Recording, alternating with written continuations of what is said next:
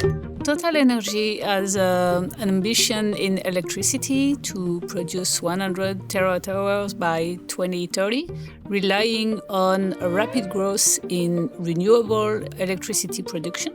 What we discovered around this journey is that the data was very siloed across the organization. What we wanted to solve is really allow the organization to share the data that is essential to be able to operate across the entire electricity value chain. So TotalEnergies worked with AWS Professional Services to build a platform called eSpark, a data marketplace where anybody can discover data from the entire organization. It is easily accessible. It is built on AWS S3 services. AWS Professional brought this, hands-on approach that helped us really accelerate the project and bridge the gap between the different silos of the organization. Today, we've reached 500 users on this platform. Data that took previously sometimes weeks to be gathered can now be accessed in minutes and in a seamless manner. We're bringing in